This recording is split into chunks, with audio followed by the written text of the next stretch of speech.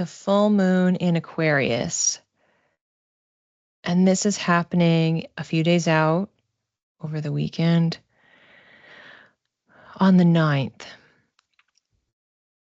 So in my time zone, it will be occurring at 3:55 a.m. So in the wee hours of the morning. So maybe happening for you in the early evening or kind of around midday or early, more of a regular morning time. So definitely check your time zone on that. And in this situation, because we are talking about 17 degrees of Aquarius, you want to look specifically at that point in your chart. So it'll be a little bit past the halfway point because each sign has 30 degrees in it, 0 to 29. So you're looking for the 17-degree tick mark. Carry that down to the center, and that's telling you which house this is in. And to back up a little bit, whenever we have a full moon, full moons are about culmination, harvesting, and release. We work with a full moon by looking back, so we're reflecting on approximately 6 months ago for the moon in the same sign that was a new moon, so the opposite moon phase. And that's because the new moon and the full moon work together for a manifestation cycle. So on the full moon, we're looking back at that starting point and saying, what have I manifested in that area of my life based on those Aquarian traits, as an example? And what am I grateful for? We're giving ourselves a pat on the back. We're aligning with that higher frequency of gratitude and abundance so that we can then attract more. And also, once we see what we have manifested, what has come into our lives, how we have shifted or evolved, we can better assess, okay, as the light starts fading, as we're heading back into a new moon in a couple weeks, what do I want to call in then? So it's always important that when we are manifesting and when we have these chapters that we check in and we're not just constantly in a state of calling in. I want this, I want that, because that's actually a scarcity mindset. So by having the gratitude practice, we are tapping into an abundance mindset on the full moons, and that refuels our tank and keeps us going. For your reference, the new moon in Aquarius that we are looking back on happened in January on the 29th. So we're looking at January 29th through August 9th. That is the Aquarius moon cycle. Now, Aquarius is an innovator. It is focused on humanitarianism, so the causes of people. It's also very strategic and intellectual, wanting to solve problems, wanting to understand, thinking about the systems that are built and how are they helping the most people?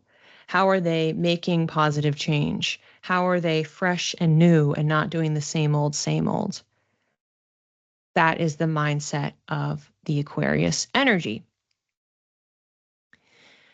So you can take the opportunity on this full moon, and it's always recommended when you're working with moons that you don't do it before. You do it either right at the time or as close after as you can. You just want to make sure that the moon doesn't change signs and then just move into the next one, because then you're just kind of out of that portal entirely. So at or just after that full moon on the 9th at 3:55 a.m. Eastern Time, or whatever day it is in your time zone, is an opportunity for you to reflect on how those Aquarian traits may have presented for you or expanded over the last 6 months. So how have you leaned into innovation, changing your systems, helping with causes for the collective, making change, etc. Plus, you can layer on the house area. And if you did any sort of a manifestation practice, or you didn't, you just want to think about it collectively. What have you manifested that's in this area of your chart based on the 17 degrees? 7th house. So, of course, this is looking at long-term relationships. I know we've talked about this. So, Maggie, what you could be reflecting on and expressing gratitude for is how have you changed your standards?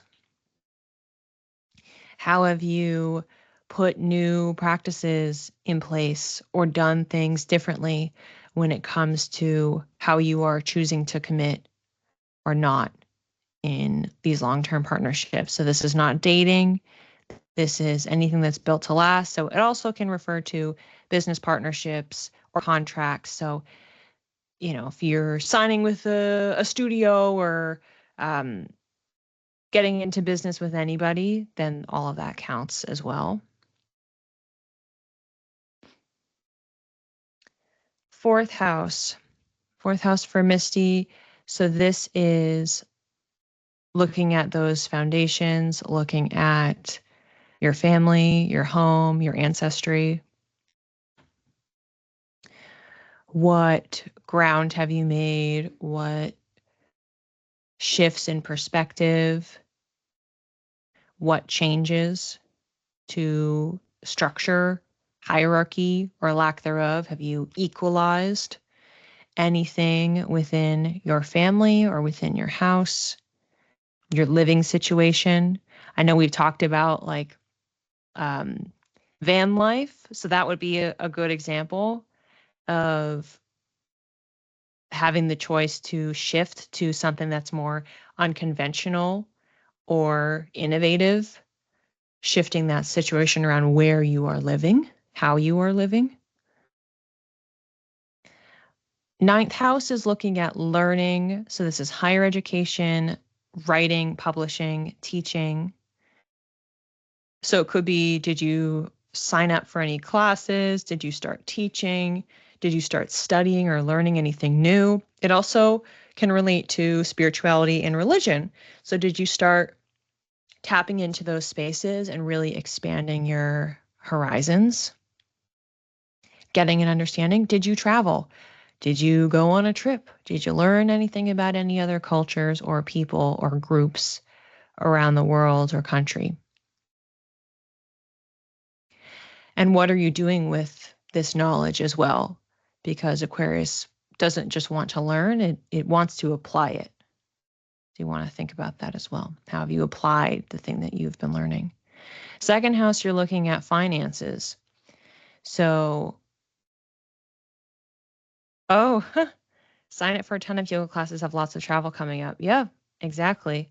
And so if you signed up for those classes and you booked all of those trips, that's in that portal of energy, even if those trips are happening after the full moon. It's because you did that during this period of time. Great examples.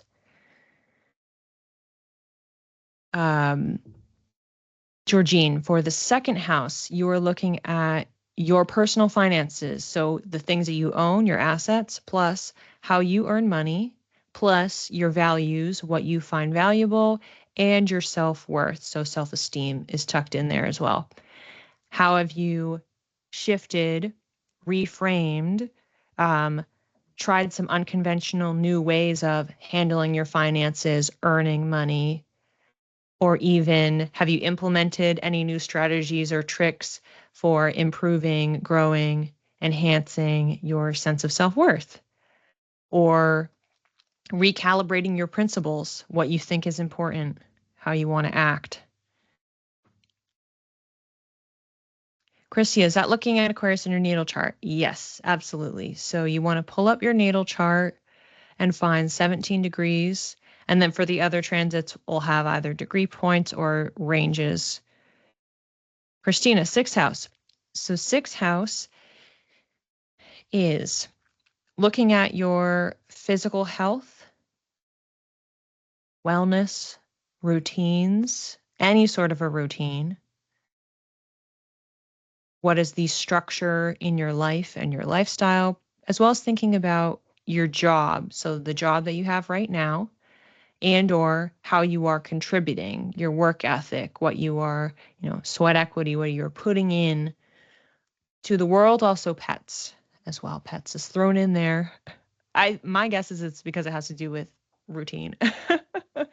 So there's a little bit of caretaking energy in the 6th house. So you could be making really fundamental changes to how you have structured your day, structured your week, your month, your time, your schedule. Your relationship with work also could be boundaries as well. Saturn ruling Aquarius, you could be thinking about what are your boundaries with your current job, or how much effort and time and energy you are putting into X, Y, Z circumstances, and where you got to have some of that balance.